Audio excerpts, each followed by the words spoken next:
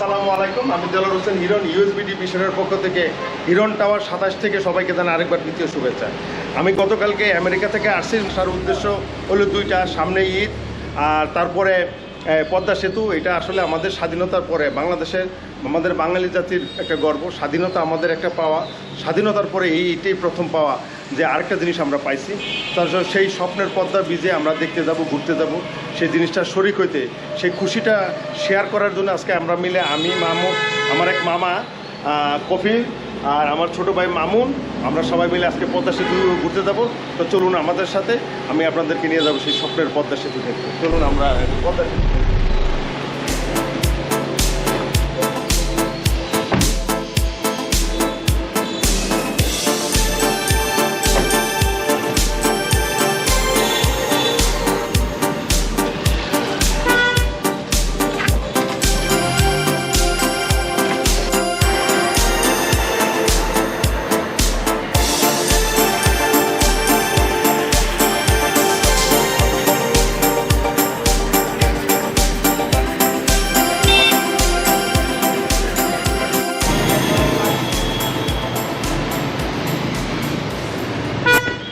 এখন ঘড়ির কাটায় 3:30 বাজে।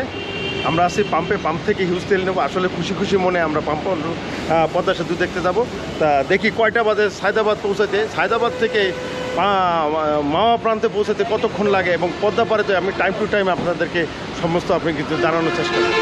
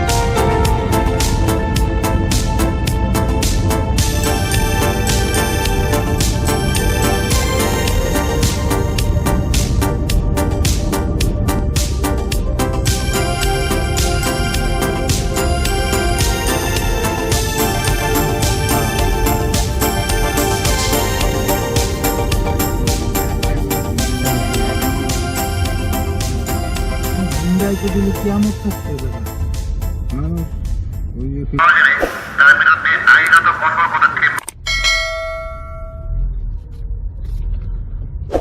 কত টাকা জিগেবা মামু তুমি জিগেবা কত টাকা মামা 750 বাংটি নেই কত 50 না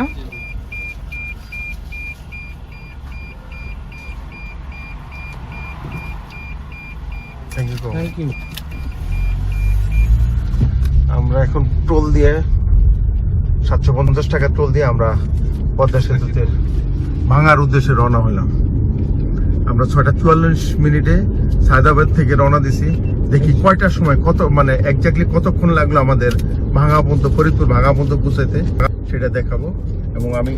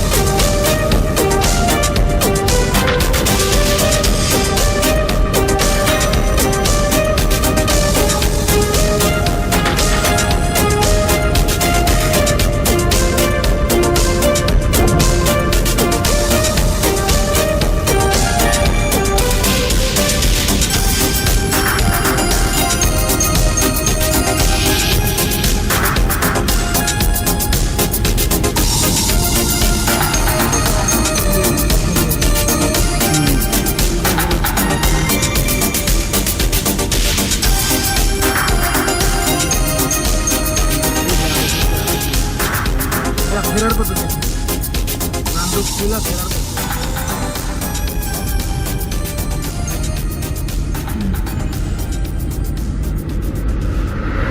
ফাইনালি সেই পদ্মা সেতুর পারে আসলাম। পদ্মা সেতুতে আসলাম। আমরা বাড়ি থেকে রওনা দিলাম। রওনা দেওয়ার পরে সেই হাইওয়েগুলি দেখলাম। আসলে সায়দাবাদ থেকে আমরা ভাঙা গেছিলাম।